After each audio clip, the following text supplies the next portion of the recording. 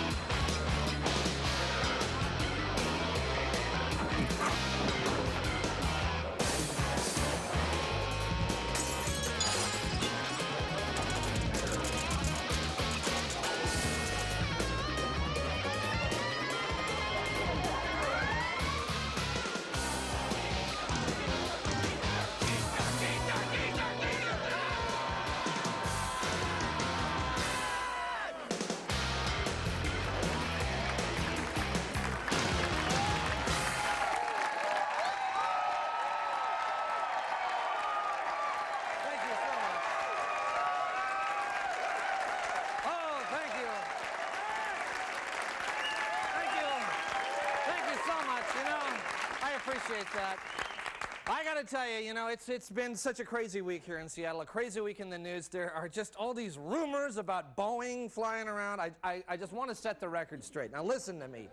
Boeing is gonna merge with McDonnell Douglas, not McDonald's. Would you stop these, it's all these misleading stories early in the week. It caused all sorts of panic, I mean, you might have seen that Airbus just in a move, they announced they're gonna merge with Burger King. They're panicking. Dairy Queen, they're going to merge with, like, Cessna, and by the end of the day, no one merged with Arby's, which, I don't know, it's like, they're like, what is that? It's not a surprise if you've been there. It's all right.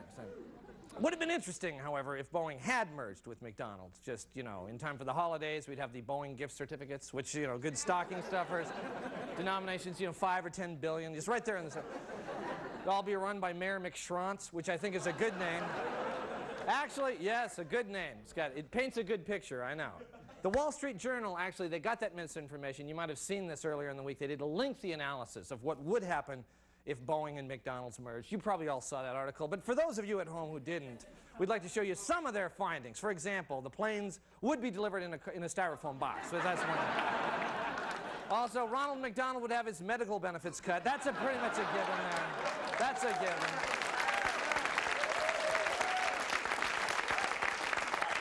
A lot of clown-related injuries, and be tough. It's got the house. Anyway, it'd be the new sign over Boeing headquarters, over 70 billion naps taken. Right? All flight control systems would be lubricated with secret sauce. Now here's a good one. Foreign dignitaries who purchase a plane will be invited to dive into a big room full of plastic balls while their planes are being made. And finally, the Happy Meal will be changed to the Disgruntled Striker Meal, which is good. It's an interesting concept. Interesting changes. Well, he said, segueing, if you've had the television on at all, you've seen that it's just loaded with ads for all these big blockbuster holiday movies, and we've got a clip from a very exciting new thriller that's on its way any day now. Take a look.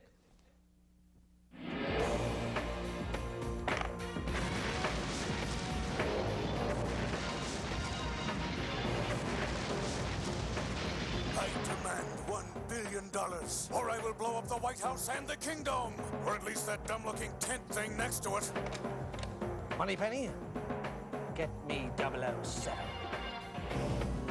Today's biggest box office star is now the world's greatest secret agent.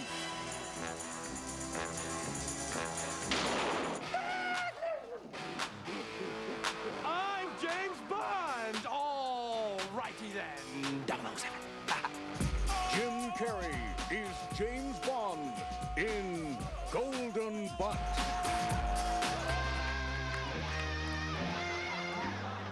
007, we have new equipment for our agents in the field. Hey, it's a whoopee cushion. That's no ordinary whoopee cushion, James. If you were to sit on it, it will explode with the force of 22 tons of TNT.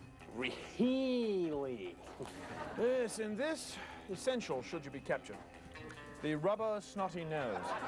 You put it in your nose, your captures are so grossed out, they simply release you. Thank you, P. Q. There's a man who leads a life of danger.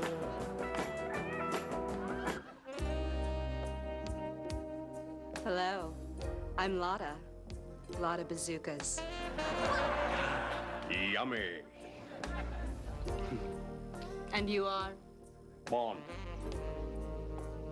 James Bond. 007. Secret agent. Licensed to kill. That's enough. And licensed Bring to his ass kill. to me.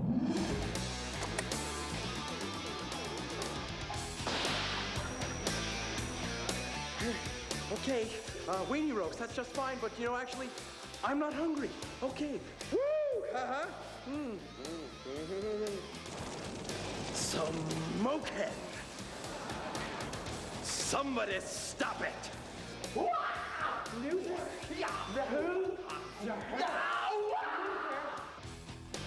Alrighty then. Bye-bye now.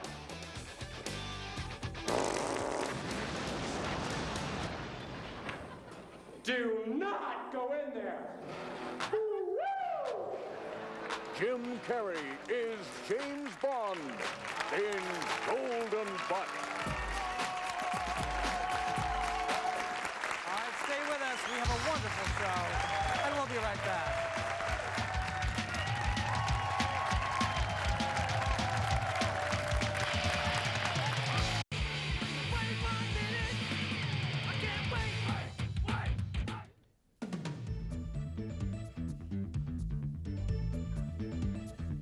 We are again asking people questions on the street. The moisture that condenses on a warm day and then appears during the night as little droplets is called dew. The opposite of nay is aye. Cemeteries put people 6 feet under. A lump in a piece of string or rope is called a knot. If you can't eat an entire butterhorn, you may only want have. Cindy Crawford is a real turn on. By the way, you have a spider on you. Where? So once again, to summarize what we just heard, I do not have on underwear.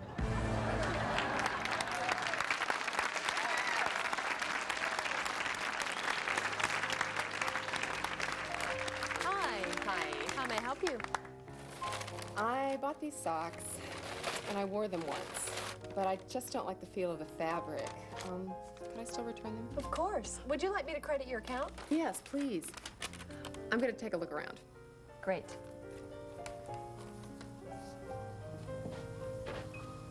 May I help you, sir? Yeah, I'd like to return something. I can do that for you. Well, I'm not really positive I got it in this department, and I seem to have misplaced the receipt. I'm sorry. That's okay.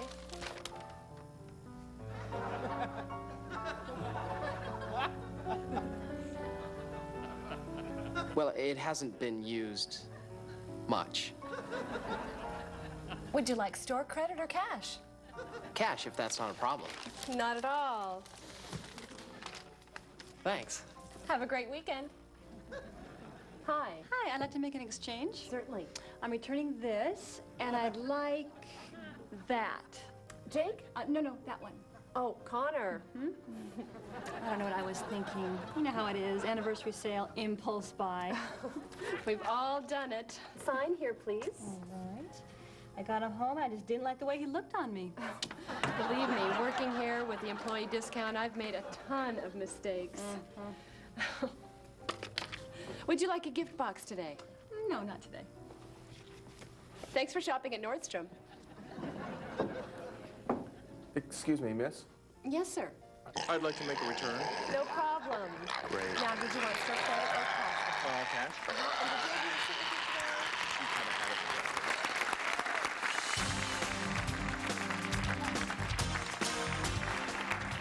Good evening and welcome to Today Tonight. I'm Pat Cashman. Now tomorrow, of course, is part 1 of the Beatles anthology, and we're all going to be taking that magical mystery tour down Beetle Lane, or maybe I should say Penny Lane. And so tonight we have with us by satellite one of the world's foremost Beatles experts, Horace Fleencracker. Welcome, Mr. Fleencracker. Thank you, Pat. Now, I know you can't see us, but we can see you just fine, okay? Good. Now, what prompted you to become a Beatles expert? Oh, gosh, I'd have to say there are two moments that were significant to my development as a Beatles expert, Pat, and the first would be April 14th, 1965, when I first heard Ticket to Ride. Oh, yeah. And you know, I remember the date because that was the date the single was released in the United States. And I say United States because, of course, it had already been released in the United Kingdom on April 9th. But April 14th was my big day, Pat, and although I didn't know it at the time, that was also the exact date the name of the second Beatles movie was changed from 8 Arms to Hold You to Help. In fact, they were filming one of the scenes from Help on April 14th. It was the scene where they all go into the same house through 4 different doors, and as you'll recall, that scene was shot in London on Ailsa Avenue near Twickenham Film Studios. And I bring the studios up because, of course, this is where the Let It Be film was shot from January 2nd to January 17th, 1969, as well as scenes for A Hard Day's Night and Help, and also promotional films for Hey Jude and Revolution. Now, that's the Revolution that was on the single released on August 28th, 1968, and not the slower version, Revolution #1 from the White Album, which was, in fact, the first of the 2 versions to be recorded. Now, this would have been on May 30th, 1968 at Abbey Road Studios during what turned out to be a pretty long recording session, too, Pat, from 2:30 in the afternoon until 2:40 in the morning. Can you believe that? Even though the studio was only booked until midnight. But, of course, they recorded 18 takes of the song on that day. Although, in fact, you know, it was actually 16 takes since there were no takes numbered 11 or 12. But the point is that by take number 18, which was actually take 16, the song had really started to take shape and, in fact, ran for 10 minutes and 17 seconds, the last 6 of which were cut off to become the basis for Revolution #9, which at 8 minutes and 15 seconds is the longest Beatles song. Some people would say too long and complain that it just goes on and on and on and on and on without ever really getting anywhere. But, you know, this has never really bothered me, Pat. But, of course, Revolution #1 wouldn't actually be finished until Friday, June 21st. Hey, John. Hey, Pat. I cut my foot with a toenail clippers. You got a Band-Aid, my friend? No. Hey, aren't you in the middle of an interview? Yeah. Did your power go out last night? No, we lost the cable, but the lights I lost stayed the on. whole works. And Freddie Clayton. Now, I guess the most interesting thing, Pat, is that Paul wasn't even at this session. He had flown to the United States. Would be to get a generator. Oh, yeah, you live out in the sticks. You need one with out that there. generator, you don't have to worry about it. It'll be cool. April 14th, 1965 marked the first significant moment in my development as a Beatles expert. Pat? You hear anything? Oh, nuts.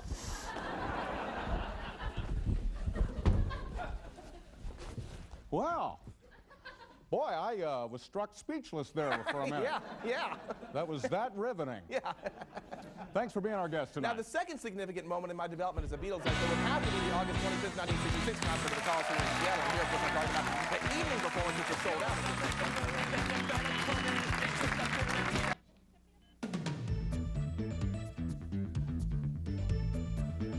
We are on the street asking people questions. The best possible grade on a report card is an A. If you can't send a present, you should at least send a Card. Lipton makes real good T. Instead of a mouth, ducks have a Bill. In The Wizard of Oz, Dorothy's aunt's name is M. People who have different ways of walking are said to have different Gates. Have you answered all these questions truthfully? I have.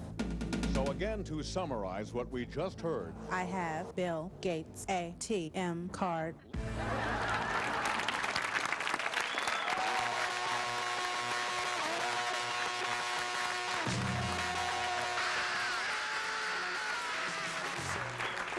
This is the Late Report. Well, Norm Rice was named the funniest mayor in America during HBO's Comic Relief last weekend, drawing praise from the judges who said his underwater voice routine was hysterical. Rice said that he was thrilled but a little confused, as he had spoken in his normal voice the whole time. Although Mayor Rice was very pleased with his performance, by the way, and I think we have a clip of his reaction about winning.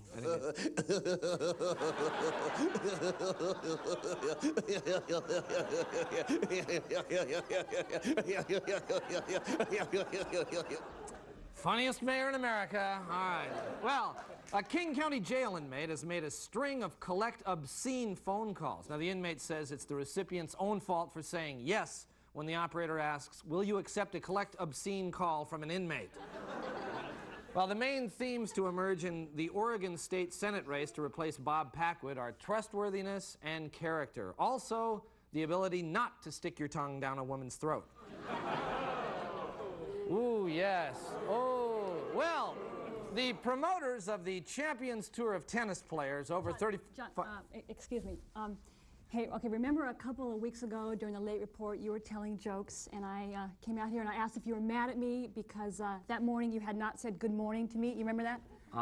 Yeah. Okay, well just now I was standing over on the side with Tracy, right? We're watching you tell your jokes and I was noticing how focused you are.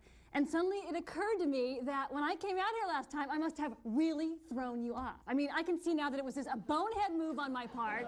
I mean, it was stupid. I shouldn't have done it. I just want you to know that I'm really sorry and I will not do it again. So I just want you to know that. Okay. All right. Okay. What? Are you mad at me now? You know, I really don't think this is the time to talk about it, okay? Hey, look, I didn't have to come out here, okay? No. I mean, I'm being open, okay? I'm getting vulnerable. I'm admitting that I made a mistake, and now you're playing this whole passive-aggressive thing on me. Oh, now's not the time to talk about it. Well, you know, excuse me, Mr. Comedy Show host, Mr. Boss of the Universe. Hey, let's all just hail the God King of everything. Oh, hail to the God King. Oh, yes. Well, you know something? It doesn't matter because I'm never going to come out here again, okay? So just go back and tell your stupid little jokes, which, by the way, they're laughing at you, not with you.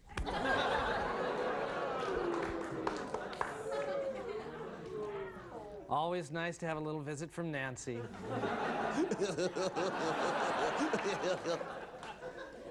Well, the promoters of the Champions Tour of tennis players over 35 years old say they won't bring it back to Seattle next year because of low attendance here last week. Now, they warn that this could give Seattle a bad reputation as a city that won't pay a lot of money to watch old guys play tennis. The Metropolitan Savings Holiday Carousel is being constructed at Westlake Park. Now, the carousel promises to give children a warm, traditional holiday feeling and spin them around until they throw up. Now, here with a commentary are Joel McHale and Bob Nelson. Joel, Bob, go ahead. Thank you, John. Thank you, John. When Al Gore became Vice President of the United States nearly 4 years ago, I truly believe that our national parks, forests, waters, and wetlands would finally receive the strong protection that they so desperately need. Sadly, that has not been the case. You see, Bob and I recently spent a couple of days camping in the North Cascades. We arrived at our campsite on Saturday around noon and spent the rest of the day drinking and smoking dope.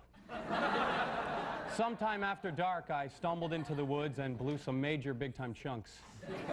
Then I blacked out.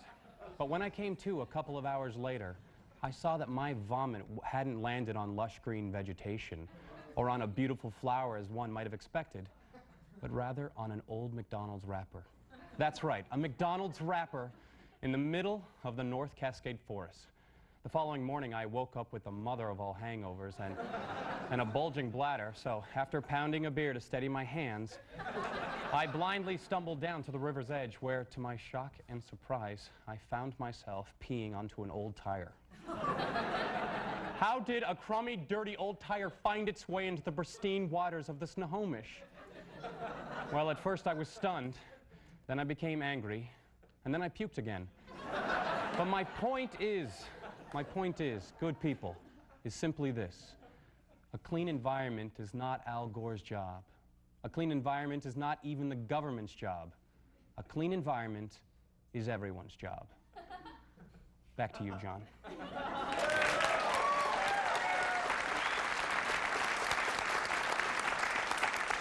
Thank you, Joel. Thank you, Bob. You're welcome.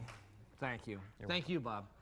Finally, the original Black Angus building on 2nd Avenue burned down last Tuesday. In Seattle, that means 1 down, 5 to go. This has been the Late Report. Don't go away because we'll be right back.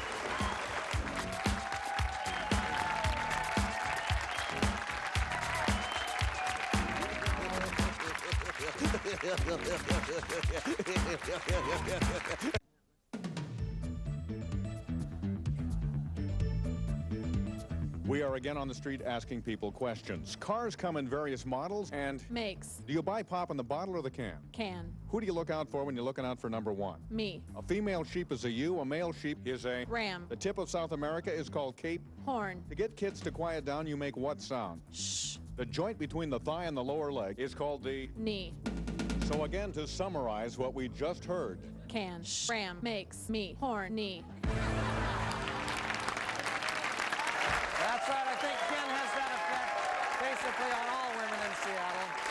Well, that's all the time that we have this week, and we just want to wish everyone a wonderful Thanksgiving. You know, we have a great tradition here on Almost Live. Oh, and if you want tickets, not to our Thanksgiving, but there's the line for tickets.